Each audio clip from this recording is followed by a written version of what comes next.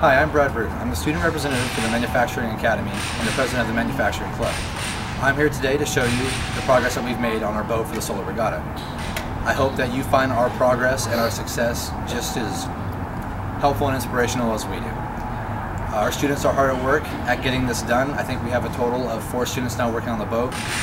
We would like to thank you for the opportunity of being in your Solar Regatta race, and we look forward to seeing you there. The process of building the boat was actually fairly simple. We had a design from last year, it's called the catamaran, where you have two pontoons and struts going across. Last year we used 8-pound styrene foam, but it ended up being too heavy with not enough buoyancy output. So this year we switched to 4-pound foam. We have right now one of the workers on the project, who is also one of the directors of building the pontoons, Devin Ruger. Smile and wave, Devin. Who was putting this together. We use 1/8 inch plywood to cut out the framework, and then we built ribs. That way when we make a mold and pour the styrofoam in, it will go through these holes here and get a really tight grip. We also put L brackets with a spacing right here, so we can have bolts that go up through the styrofoam that we could, after pouring the mold and having the styrofoam pontoon, could attach a strut to go all the way across and set up the outside of the boat. Because plywood doesn't come in the length that we needed, because this pontoon is actually 12 feet long, we had to brace the pontoon, and we just used plywood and then drilled through here. That's the basic design of the stern and the pontoon of the boat. When we build the mold, just like this smaller version over here, we're going to use the same concept with this by attaching struts to the bottom and then drilling down into it, creating a box, and then using malleable or flexible wood to go down inside of the box and create the shape of a pontoon.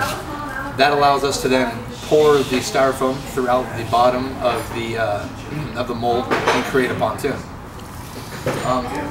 Well, that's this process, but let's go to the drawing board so I can show you more. When we hit the drawing board with the design, we actually had the design from last year to base our new design off of. Since the design from last year was probably the most efficient one on the water that day, we stuck with it. The only problem was the weight of the pontoons.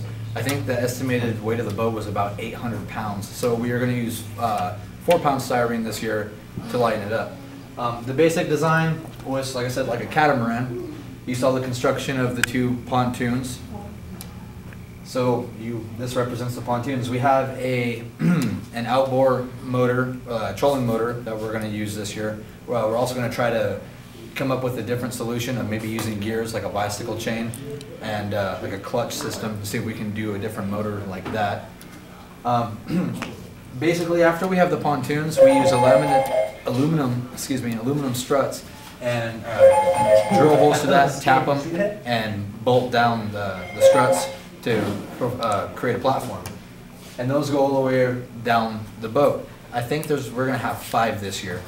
Then on those struts in the front of the boat, we attach the solar panels that you guys so graciously provided.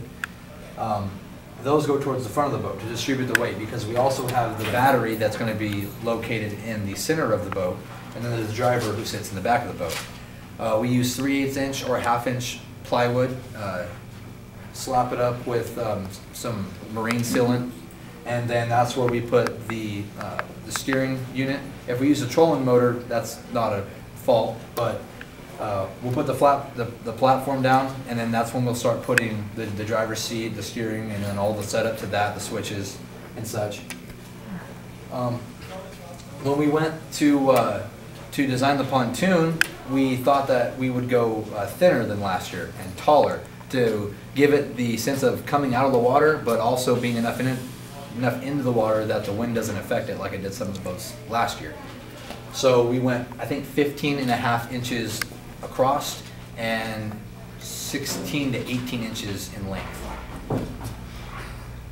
The 8-pound foam, however, is still in use because the 4-pound foam is not as dense, and therefore it's not as sturdy. So we're using 8-pound foam towards the bottom 6 inches to give it that sturdy, the sturdy bottom. That way if it hits something on the bottom of the lake, obviously it doesn't chip. And then the rest of it will be made out of 4 pound foam. I'd like to take time to thank you for viewing our video, and I will happily see you there on the day of the race.